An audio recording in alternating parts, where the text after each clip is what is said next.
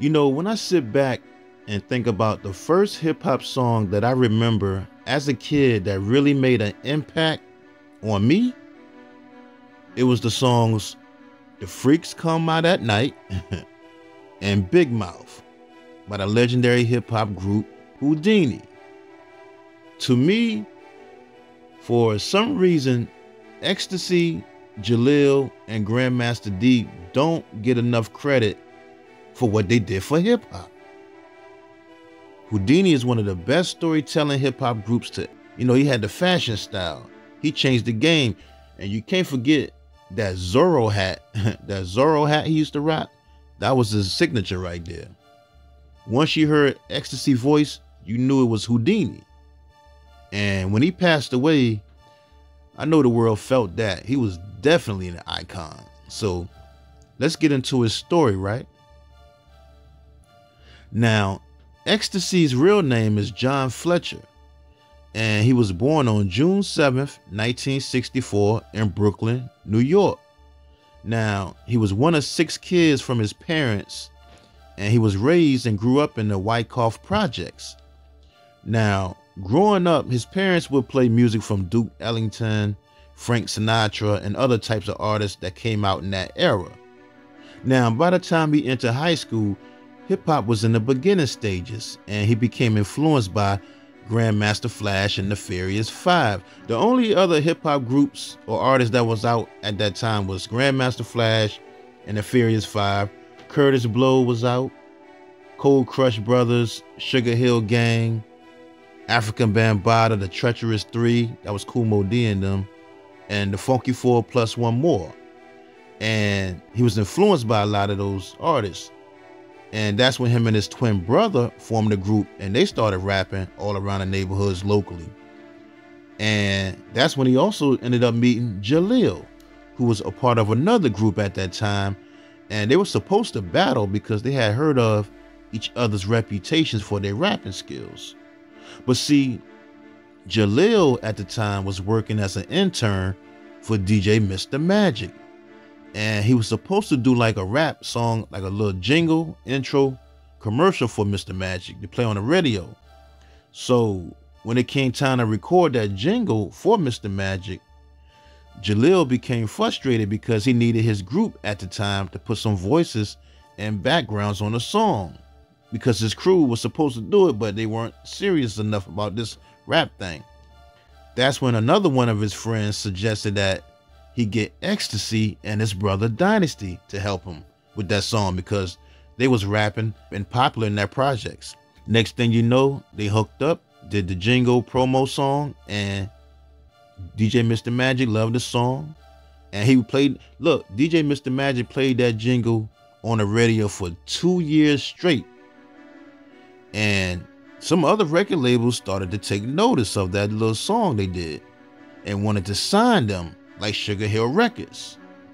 And they was about to take the deal with Sugar Hill Records, but Mr. Magic wanted to add another member.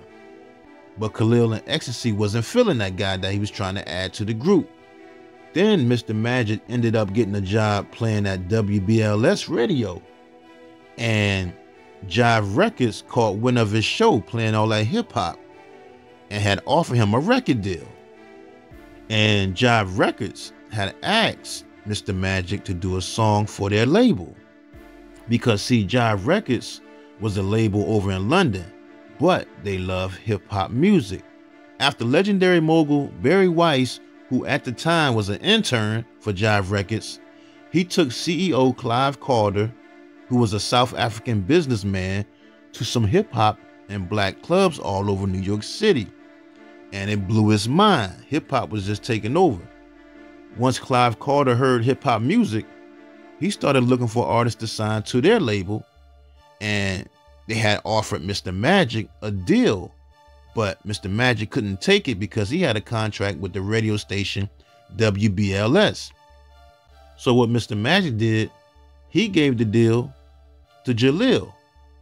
And that's when Jalil brought in Ecstasy, and they recorded a song called Magic's Wand. And Jive Records loved that song and decided to sign Ecstasy and Jalil. And Barry Weiss came up with their group name called Whodini.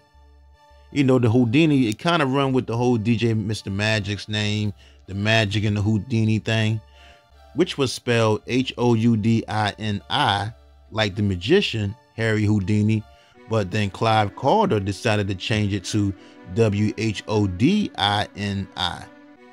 And in 1982, they released a song called Magic's Wand as a single, which became the first hip-hop song for which a music video was shot.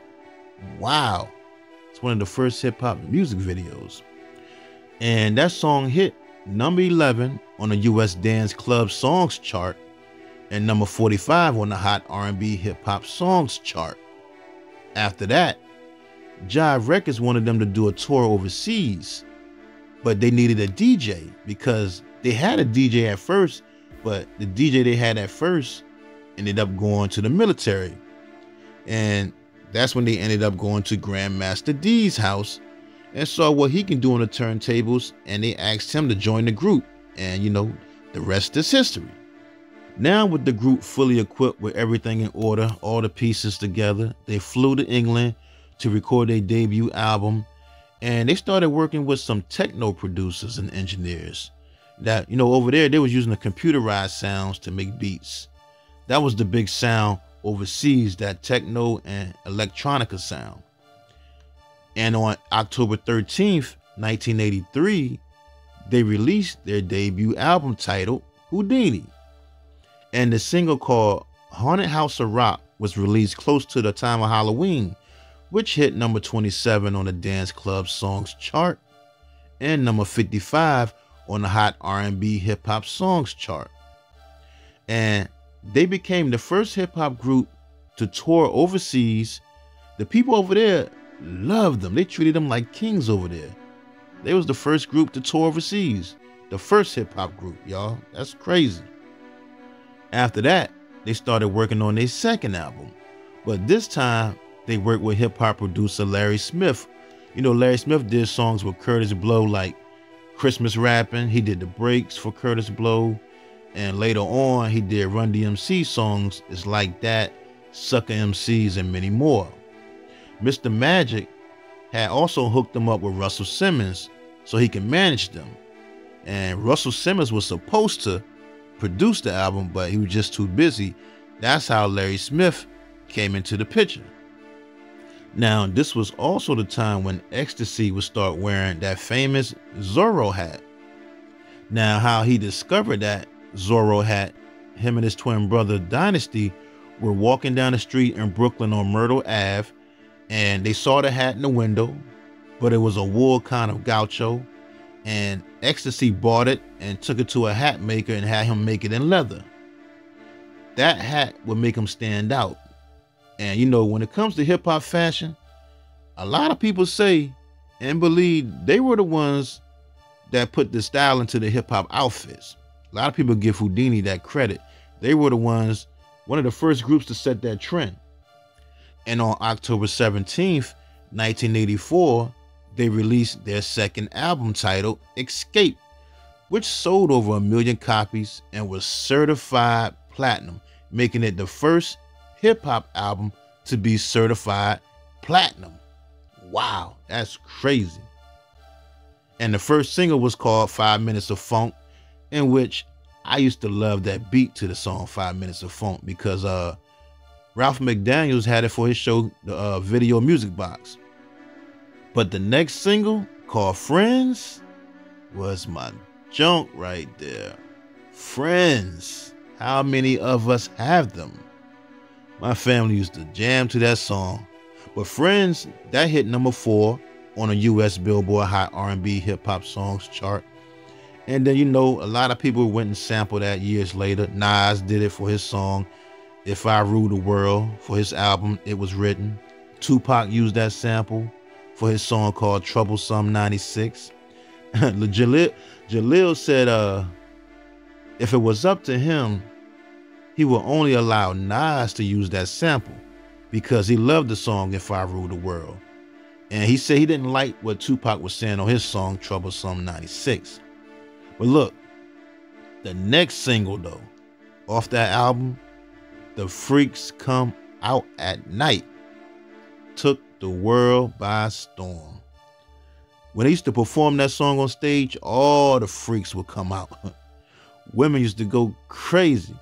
They say women would be lined up backstage just to hang out and meet with them. And that's when they started saying that they were one of hip-hop's first sex symbols too. They said Houdini was hip-hop's first sex symbol. In an interview, Ecstasy said rap needed some sex symbols. And there was really nobody out there making the girls go crazy. The girls might like LL Cool J some, but I'm talking about real, honest to God sex symbols. That's us. That's what Ecstasy said in the interview. And look, in the video, you can see a young 12-year-old Jermaine Dupri. He was one of their dancers. Now, how Jermaine Dupri became one of their dancers, his father was the production manager for the Fresh Fest tour. That was the connection. Now, another thing Whodini started was this. They were the first hip-hop group to have dancers. Kango Kid and Dr. Ice from the hip-hop group called UTFO were some of their dancers before they started their rap career. Wow. Run DMC was also in that video. That was the first time a hip-hop group shot a live video that was live footage from 3 shows they had did and put it together for a video. The Freaks Come Out at Night, that song was so big, it was featured in the 1985 movie called The Jewel of the Nile, starring Michael Douglas, Kathleen Turner, and Danny DeVito. Y'all remember that movie, The Jewel of the Nile?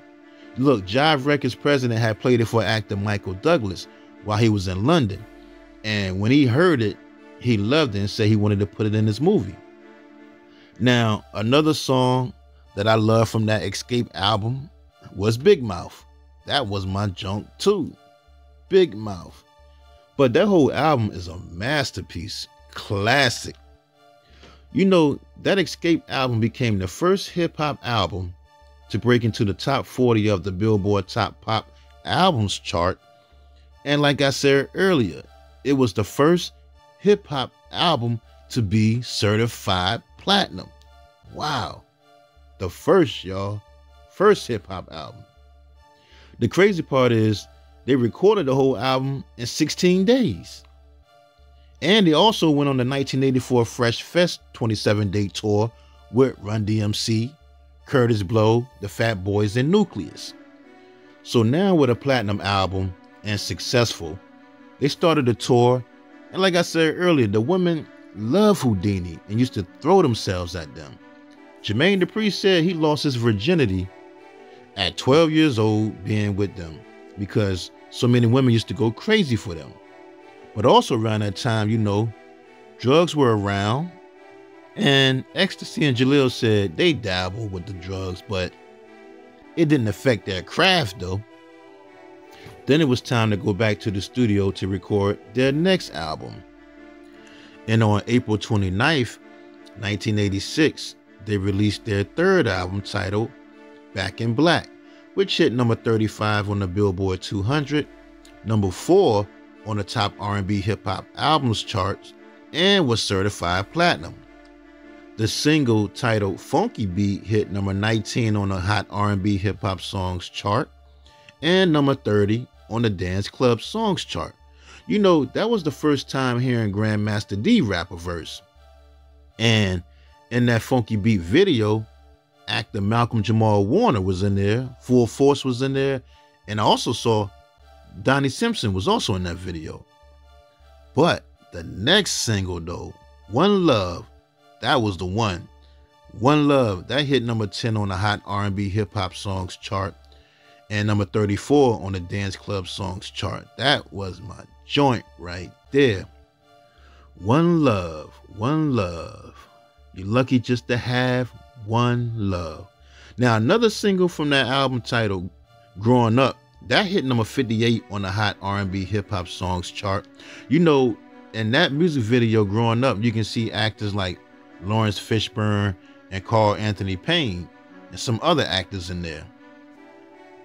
And they also went on tour too with Run DMC, It was on a Raising Hell tour with Run DMC, the Beastie Boys, Timex Social Club, and LL Cool J that year. Now, on August 27th, 1987, they released their fourth album titled Open Sesame, which hit number 30 on the Billboard 200 and number 8 on the top R&B hip hop albums chart, and that album was certified gold. And the single called Be Yourself featuring Millie Jackson hit number 20 on the hot R&B hip hop songs chart. I used to love that song too. Be Yourself. That was my junk right there. Be Yourself. But you know, they ended up doing a Def Jam tour with LL Cool J that year. Eric B and Rakim was on there. Public Enemy and Boogie Down Productions. They also did a song called Anyway I Gotta Swing It for the movie A Nightmare on Elm Street Part 5. The Dream Child soundtrack. That's a classic movie too. But once they finished that Open Sesame album, Whodini decided to leave Jive Records over money. Whodini started feeling like they were being cheated out of money and royalties from the record label. So they ended up leaving Jive and they signed with MCA Records. And on March 19th, 1991, they released their fifth album titled A Bag of Tricks. But that album really didn't make any noise on the charts though.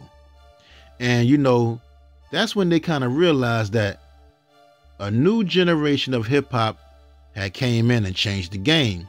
You know, around that time, 91, Teddy Riley was like the king still with that whole New Jack Swing era. So after that, they just had to figure out how to get money without rapping. And that's when Ecstasy took a 9-to-5 job and became an EMT. He was working on an ambulance. He was a firefighter. In 1994, the group got back together and they did a song called It All Comes Down to the Money for the DJ Terminator X album called Superbad. That song was dope too. I remember that song. After that, Jermaine Dupri came back into the picture to help his mentors. And, you know, they ended up signing to So Def Records because of their relationship with Jermaine Dupri. And on September 17th, 1996, they released their sixth album titled Six. And they had worked with artists like R. Kelly and the Lost Boys for that album. But, you know, after that album, they kind of just disappeared from the music scene for years and just lived their lives. Now, around October 2007, Whodini was honored at the 4th VH1 Hip Hop Honors, and seeing them on stage was beautiful too. They had the crowd going crazy performing all those hits. In August 2012, Whodini was presented with the Icon Award by the Underground Music Awards. That same year, in October 2012, Whodini was inducted into the 4th Annual Long Island Music Hall of Fame. But right after that, group members Grandmaster D and Jalil had got into some beef because Grandmaster D had trademarked the Whodini name. But, you know, Grandmaster D said that he wanted each member to share equally in the ownership of the name. But, you know, Grandmaster D said that he wanted each member to share equally in the ownership of the name. But he said Jalil just felt that the name be handed over to him only, or he would no longer work with the group. He believed that the Whodini name belongs to one person. It's almost like when Johnny Gill got ownership of the New Edition name, and some of the members had a problem with that. I don't know. Now, on August 16th, 2018, the group was awarded the Hip Hop Icon Award at the 3rd Black Music Honors Ceremony held at the Tennessee Performing Arts Center in Nashville, Tennessee. And you know what? I watched that and they were very emotional when they received their awards and gave their speech to the audience. But that was great though, that they did honor them. But on December 23rd, 2020, just 2 days before Christmas, Ecstasy died. He passed away. And you know, in the beginning, when the news first got out that he had passed away, the cause of death wasn't revealed. You know, his family had put out a statement saying he seemed healthy he just suddenly just stopped breathing. And Jalil had told everyone that his death wasn't from the coronavirus pandemic, but Ecstasy did have an issue with his lungs about a year before, but he had recovered. But it was later revealed that he died from a heart attack. Wow. And at the time, they was working on a new album too, man, called One World. They said they was working with some young artists for this album. Now, I did hear that Jalil is working on a book about his life and his journey with Houdini, so stay tuned for that. But man, 2020 was a rough year, man. Y'all remember that? Lost a lot of people.